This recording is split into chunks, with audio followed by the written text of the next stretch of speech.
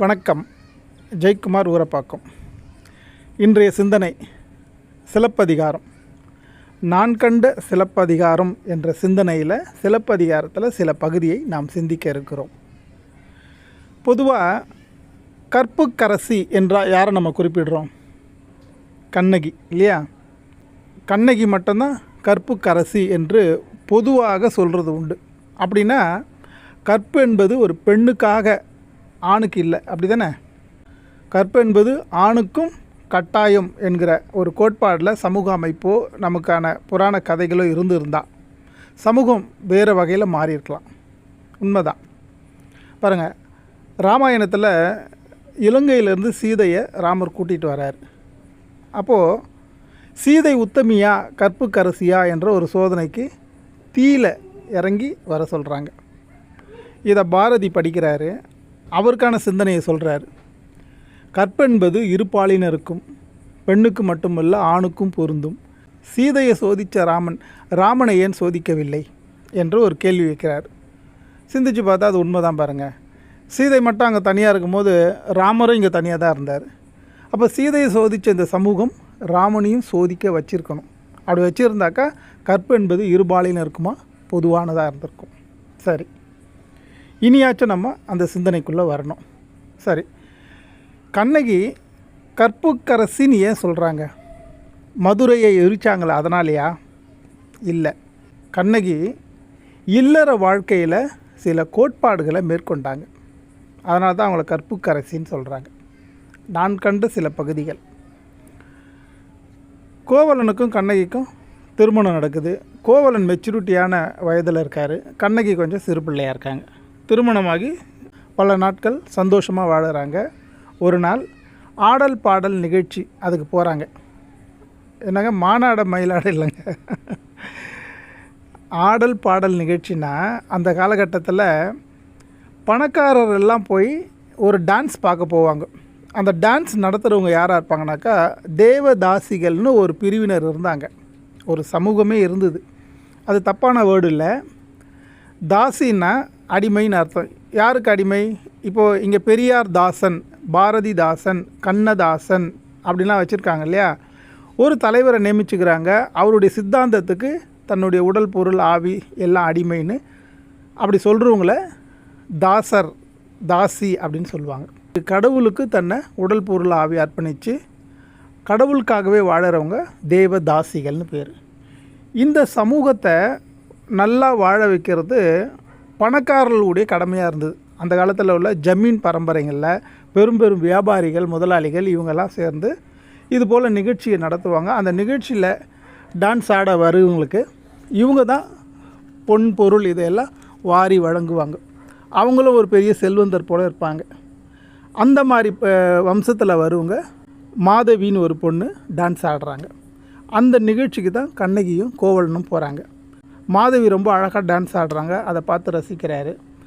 அந்த டான்ஸை பார்க்குறதுக்கு மன்னரும் வந்திருந்தார். மன்னர் மாதவிக்கு ஒரு மாலையை பரிசு கொடுக்குறார். நிகழ்ச்சி முடிஞ்சிடுது. மறுநாள் இந்த மாலையை சந்தையில் ஏலத்துக்கு கொண்டு வராங்க. இது மன்னர் மாதவிக்கு அளித்த மாலை. இந்த மாலையை அதிகபட்ச ஏலத்தில் யார் எடுக்கிறாங்களோ அவங்க மாதவியை சந்திக்க வரலான்னு ஒரு ஏலம் வருது. இது மாதவியுடைய குடும்பத்தார் இதை வேலையை செய்கிறாங்க. கோவலன் அந்த மாலையை ஏலத்தில் எடுக்கிறார். அதனால் அவர் மாதவியை சந்திக்க ஒரு வாய்ப்பு ஏற்படுது. போய் மாதவியை சந்திக்கிறாரு. அங்கேருந்து அவர் திரும்ப வரல. பல நாட்கள் அங்கேயே தங்கிடுறாரு. அப்போ கண்ணகி ஏன் விட்டு வந்தார்? அதுக்கு செவி வழியாக சொன்ன சில செய்திகளில் மெச்சூரிட்டி ஆகலை, அதாவது பூப்படையில் அந்த வயசுலேயே திருமணம் பண்ணிட்டாங்க. அதனால் கோவலன் மாதவி வீட்டுக்கு போனார். போனவர் அங்கேயே தங்கிட்டார்.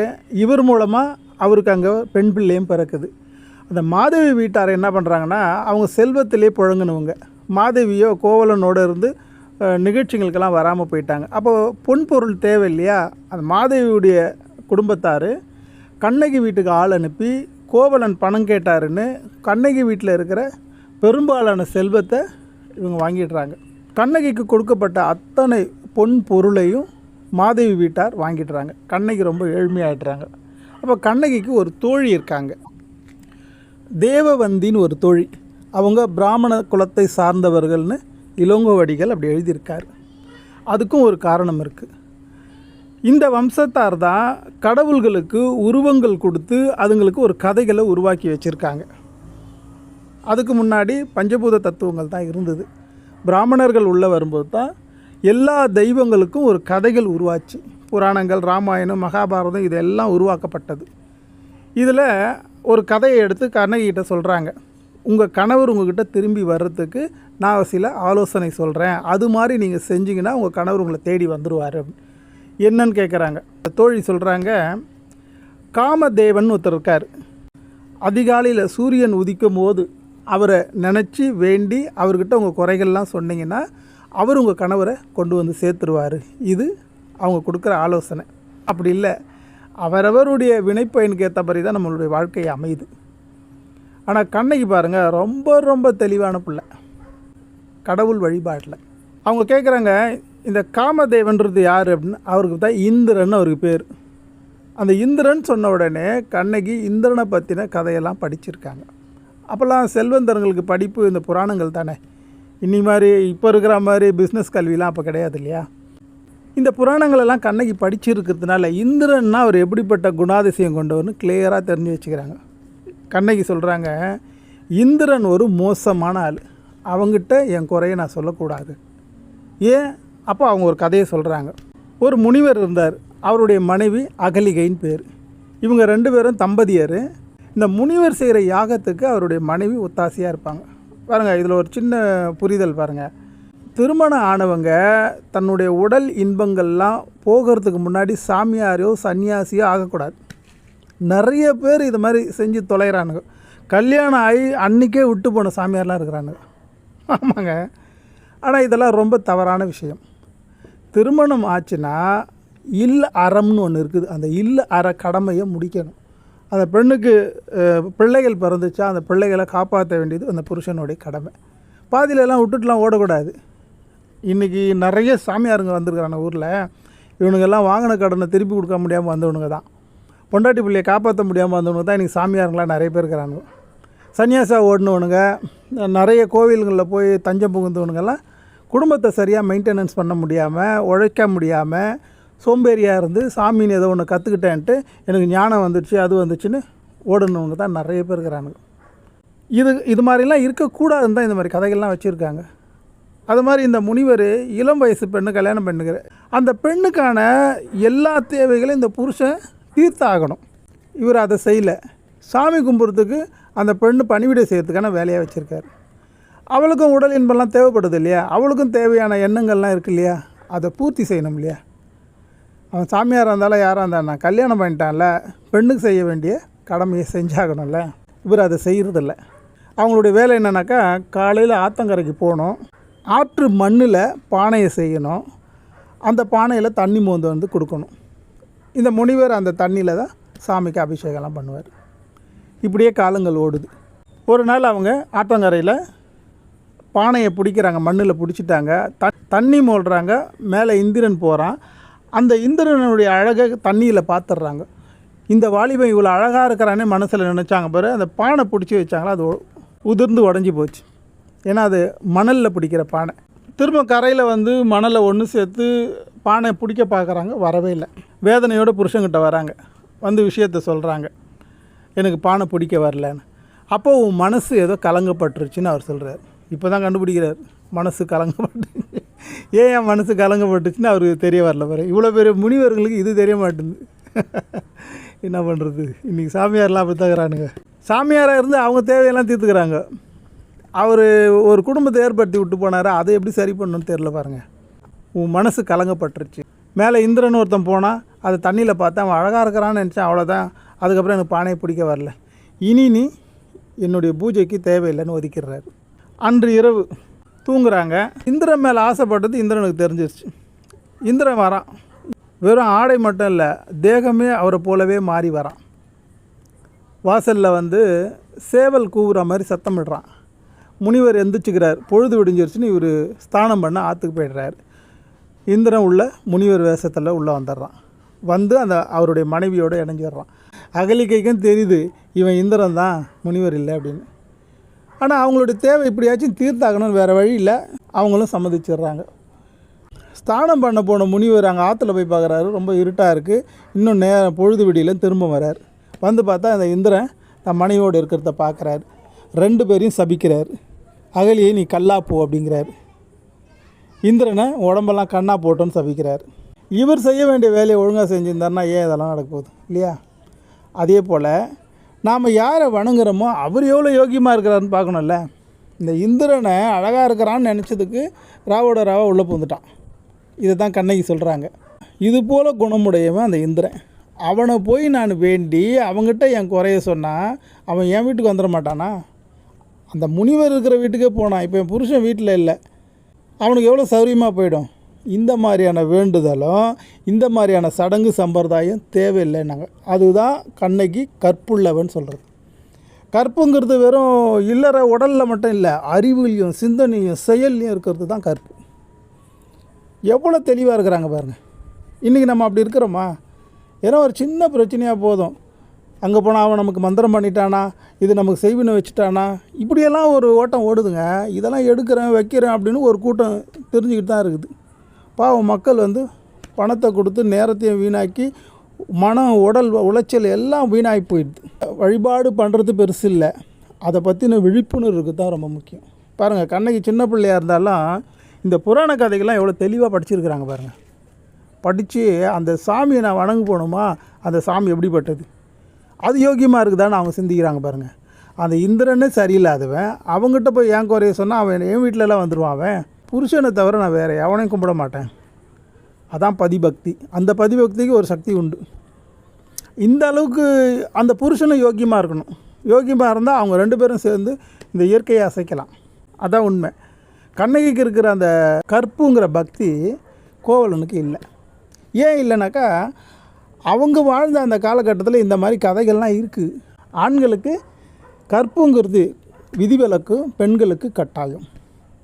2 பேருக்கும் கற்புங்கிறது ஒன்று தான். 2 பேரும் கட்டாயமாக இப்படி தான் இருந்தாகணும்னு ஒரு விதி இருந்துச்சுன்னு வச்சுங்களேன், பெரும்பாலான புராணமே நம்மக்கிட்ட வந்திருக்காதுங்க. சமீபத்தில் ஒரு டிவியில் ஒரு நிகழ்ச்சி பார்த்துட்டு இருந்தேன். அதில் ஒரு 2 பொண்டாட்டி கட்டிக்கினார் போல இருக்குது. 2கிட்டையும் பிரச்சனை. அப்போ அவரை விசாரிக்கிறாங்க, நீங்கள் ஏன் அப்படி பண்ணிங்கன்னா, இது ஒன்றும் தப்பு இல்லைங்க, நம்ம கும்பிடுற சாமிங்களே 2 பொண்டாட்டி வச்சுக்குதில்ல, நான் வச்சுக்கினா என்ன தப்புன்னு கேட்குறாரு அவர். சிற தப்பு எப்படி ஆரம்பிக்குது பார்த்தீங்களா? நாம் எதை வழிபடுற போகிறோமோ அதிலிருந்து ஒரு கலாச்சாரம் உருவாகுது, பண்பாடு, பழக்க வழக்கங்கள், வாழ்வியல் முறை இதெல்லாம் உருவாகுது. அப்போ நம்ம எதை வணங்க போடுறோமோ அதை பற்றின ஒரு தெளிவு சரியாக இருந்துச்சுன்னு வச்சுங்களேன், இது நம்ம வாழ்க்கைக்கு தேவையா இல்லையா அப்படிங்கிற ஒரு தீர்மானம் வந்துடும். நம்ம ஆன்மீக ரீதியாக இதெல்லாம் போய் தேட போகிறதில்ல, மத ரீதியாக வழிபாட்டை செய்கிறோம். அதில் வர பிரச்சனைங்க தாங்க. மத ரீதியாக வழிபாடு நம்ம செய்யும் போது நம்ம எப்படி இருக்கிறோம்? ஏன்னா ஒற்றுமையாக இருக்கிறோமா? ஒரே நாடு, ஒரே தேர்தல், ஒரே ரேஷன் கார்டு, ஒரே உணவு பழக்கம் இதெல்லாம் கூட வரப்போகுது. ஆனால் மனிதர்களில் ஒன்றா இல்லையே நம்ம. ஒவ்வொருத்தரும் பாருங்கள், சைவம் வைணவம் அதில் பல கோத்தரங்கள், பல ஜாதி பிரிவுகள், அதில் ஒரு ஏற்றத்தாழ்வு, தீண்டாமை இதெல்லாம் இன்றைக்கும் இருக்குதுங்க. கடவுள் வழிபாடுன்னு போனால் அங்கேருந்து தாங்க இதெல்லாம் வந்தது, வேறு எங்கேருந்தும் வரலங்க. நீங்கள் சக மனிதனை அவன் தாழ்ந்தவன் நான் உயர்ந்தவன் சொல்கிற இந்த கேவலமான செயல் எங்கேருந்து வந்ததுன்னா ஆலய வழிபாட்டிலேருந்து தான் வந்தது. கடவுள் அப்படிங்கிற ஒரு சித்தாந்தத்துக்குள்ளேருந்து வந்தது தான் இதெல்லாம். இந்த கடவுள் வழிபாடுன்னு போனாலே அந்த கடவுள் வழிபாட்டில் இவர் தான் இந்த கடவுள் பக்கத்தில் நிற்கணும், வழிபாடு பண்ணுறவங்க இங்கே நிற்கணும், அதுக்கு பணிவிடை செய்கிறவங்க பின்னாடி நிற்கணும், எல்லாம் அடிமை வேலை செய்யணும், கோயிலுக்குள்ளேயே வரக்கூடாது, வெளியே நிற்கணும். இதெல்லாம் கடவுள் வழிபாட்டில் தானே இருக்குது. இதுக்கும் நிறைய புராணங்கள் இருக்குது, நிறைய திரைப்படங்கள் வந்திருக்கு இல்லையா? அதில் தானே நம்ம சமூகம் இப்படி பிரிஞ்சு போயிருக்கிறோம். சக மனிதனை நேசிக்க தெரியாத, நேசிக்க முடியாத எந்த ஒரு கட்டுப்பாடு அமைப்பு இருந்தோ அதையெல்லாம் வீணான செயல். ஏன்னா எல்லாத்துக்கும் அப்பாற்பட்ட அந்த பரம்பொருளுக்கு அதுக்கு பேரும் இல்லை, ஊரம் இல்லை, அது ஆணும் தெரியாது, பெண்ணுன்னு தெரியாது, அதுக்கு எங்கே இருக்குதுன்னே தெரியாது, அதுக்கு உருவமும் கிடையாது. அந்த ஏக பொருளை நம்ம வழிபடுறதே கிடையாது இது வரைக்கும். அந்த ஏக பொருளுக்கு உருவமே கிடையாது. ஆனால் இன்றைக்கி கோயில் கட்டமைப்புலாம் வச்சுருக்கிறோமே, இதெல்லாம் ஒரு தனி மனிதனுடைய சித்தாந்தத்தில் உருவானது தான். பஞ்சபூத தத்துவங்களையும் 9 நவகிரகங்களையும் 27 நட்சத்திரங்களையும் இதுக்கு தான் கோயில்களெல்லாம் கட்டி அதுக்கு ஒரு வழிபாடுகளை வச்சு இதெல்லாம் கடவுள்கள், இதை இந்த கோத்திரம் வழிபடணும், இது இந்த கோத்திரம் வழிபடணும், இந்த ஜாதி இதுக்கு வரணும், இதெல்லாம் கொண்டு வந்து வச்சு தான். இந்த உணவு இந்த கடவுளுக்கு சிறப்பு, இந்த உணவு சாப்பிட்றவங்க இந்த கோயிலுக்குள்ளே வரக்கூடாது, இதெல்லாம் மனுஷன் சித்தாந்தத்துலேருந்து வந்த வீணான கற்பனைகள் தான் இது. இதை நம்மளால் நிதானிக்கவே முடியல. இதை மட்டும் நிதானித்தோன்னு வச்சுங்களேன், நம்ம பக்கத்து வீட்டுக்காரனை நேசிப்போங்க. நம்ம பக்கத்து வீட்டுக்காரர் இருக்கிறவர் வேறு ஜாதிக்காரன் இருந்தால் அவங்ககிட்ட இந்த எதுவும் வாங்க மாட்டோம், சாப்பிட மாட்டோம், அவங்க கொடுத்தாலும் சரி நீங்களும் கொடுக்குறதில்ல இல்லையா? இதுக்கெல்லாம் எது தடையாக இருக்குது? நாம் ஒன்று கற்று வச்சுருக்கிறோம் பாருங்கள், வழிபாட்டுக்குள்ளே போய் அந்த மூட நம்பிக்கை தான் உங்களுக்கு தடையாக இருக்குது. அதை தூக்கி போட்டோன்னு வச்சுங்களேன், எல்லாத்துலேயும் சக மனுஷர்கள் தான். சிந்திச்சிங்கனாலே போதும், இப்படி பிரிவினையை உண்டு பண்ணுறது ஒரு வழிபாடான்னு. இதை பற்றி தெளிவான சிந்தனையில் இருந்தது கண்ணகி. அதனால தான் அவங்கள கற்புக்கரசி, அறிவாலையும் எண்ணத்தாலையும் செயலாலையும் உடலாலையும் எல்லா விதத்துலையும் தெளிவாக இருந்தாங்க. அதனால் கற்புக்கரசி. இது மாதிரி எல்லாரும் இருக்கணும். பாருங்கள், தான் புருஷனை தவிர வேறு எந்த சாமி கும்பிட மாட்டேன். இதை தான் திருவள்ளுவரும் சொல்லுவார். தெய்வம் தொழால் அவங்க பெய்யன பெய்யும் மழை. எந்த தெய்வத்தையும் கும்பிடாதீங்க. திருமணம் ஆயிடுச்சா, கணவனே கண்கண்ட தெய்வம். அதே மாதிரி கணவனுக்கு கண்கண்ட தெய்வம் அவருடைய மனைவி தான். புருஷனை தவிர வேறு எவனையும் கும்பிட மாட்டேன் அப்படின்ட்டாங்க. இதை கொண்டு வந்து அந்த பிராமண பெண்ணு ஆச்சரியமாக பார்த்தாங்க. தமிழ்நாட்டில் இவ்வளோ விழிப்புணர்வோட ஒரு பெண்ணு இருக்கிறாங்களே அப்படின்னு. அதுக்கு தான் அவங்களுக்கு கற்புக்கரசின்னு பேர். பாருங்கள், அவங்க எதிர்பார்த்தா மாதிரியே ஒரு நாள் கோவலன் திரும்பி வந்தார். வந்த உடனே கண்ணகி வந்து கோவலங்கிட்ட சண்டைக்கெல்லாம் போகல. என்னையா வாழ்க்கை வாழ்ந்த நீ, என் அப்பா அத்தா கொடுத்த சொத்தெல்லாம் கொண்டு போய் கூத்தியார் வீட்டில் கொடுத்துட்டு வந்துட்டு எல்லாம் அங்கே ஒழிச்சிட்டு இப்போ ஒன்றும் இல்லாமல் நான் இருக்கிறேன், இப்போ இங்கே வந்திருக்கிறியா அப்படின்லாம் சண்டைலாம் போடல. இங்கேருந்து தான் வாழ்க்கையை ஆரம்பித்தாங்க. இப்போ அந்த ஊரில் வசிக்கிறதுக்கு அவங்க விருப்பம் இல்லை. அதனால் மதுரைக்கு வராங்க. அங்கே வந்து பிழைக்கணுமே, ஏதாச்சும் வியாபாரம் பண்ணலான்னு அவங்க கால் சிலம்பு ஒரு சிலம்பு எடுத்து கொடுத்து இதை விற்று பணமாக்கிட்டு வாங்க. கோவலன் அதை எடுத்துகிட்டு போகிறான். அந்த ஊரில் மகாராஜாவுடைய மனைவியுடைய ஒரு பொற்சிலம்பு காணாமல் போயிடுச்சு. அரசு பொற்கொள்ளன் அவர் அதை களவாடிட்டு இருக்கார். அந்த பொற்கொள்ளன் அதை வாங்கி கொண்டு போய் ராஜா கிட்ட கொடுத்து, உன் மனைவியோட கால் சிலம்பை திருடுனவன் கண்டுபிடிச்சிட்டோன்னு கோவலனை கொண்டு போய் நிறுத்திட்டாங்க. அந்த ராஜாவும் பாருங்கள் என்ன ஏதுன்னு விசாரிக்கவே இல்லை. கோவலனுக்கு மரண தண்டனையை விதிச்சிட்டாங்க, கொன்னும் போட்டாச்சு. இந்த செய்தி கண்ணகிக்கு போகுது. இப்போ தான் வாழ்க்கையை தொடங்கலாமேன்னு பல கற்பனையோடு வந்தாங்க. ஆனால் இப்படி ஒரு பேரிடி வந்த உடனே மன்னரை சந்திக்க கண்ணகி வராங்க. மன்னரை வந்து கேட்குறாங்க, என் கணவனை நீ ஏன் கொன்ன அப்படின்னு. மன்னர் சொல்கிறாரு, கல்வனை கொல்ல தானே வேணும்னு. அவன் கல்வன் நீ கண்டுபிடிச்சிட்டியா, விசாரிச்சியான்னு கேட்குறாங்க. ஆமாம், என் மனைவியுடைய கால் சிலம்பு போல தான் அதுன்னு. அது போல தானே இருந்தது. அந்த கால் சிலம்புக்குள்ளே இருக்கிற பதர்கள் நான் அணிஞ்சிருந்ததில் மாணிக்க பதர் இருந்தது. பாருங்கள், அந்த காலத்தில் முத்து தான் அதுக்குள்ளே வைப்பாங்க, மாணிக்கம்லாம் வைக்க மாட்டாங்க. வெறும் கோடீஸ்வரனாக இருந்திருக்காங்க. செல்வந்தர்லேயே மிகப்பெரிய செல்வந்தராக இருந்திருக்காங்க. அதனால தான் மாணிக்க பதர்களெல்லாம் அந்த கால் சிலம்பில் வச்சுருக்காங்க. மன்னருடைய மனைவி கால் சிலம்பலகத்தில் முத்து இருந்தது. அப்போ மன்னருக்கு ஒரே ஆச்சரியம், என் மனைவி கால் சிலம் முத்து தான், நீ வச்சிருந்து மாணிக்கத்தான் எப்படி தெரிஞ்சுக்கிறதுனா, இன்னொரு சிலம்பை போட்டு உடைக்கிறாங்க, மாணிக்க பதராக செதுருது. மன்னர் பார்க்குறாரு, நான் விசாரிக்காமல் தீர்ப்பு சொன்னது என் தப்பு தான், நானே கல்வன்ட்டு உயிரை விட்டார். இதனுடைய தொடர்ச்சியை வரும் பகுதியில் சிந்திப்போம். ஜெயக்குமார் ஊரப்பாக்கம்.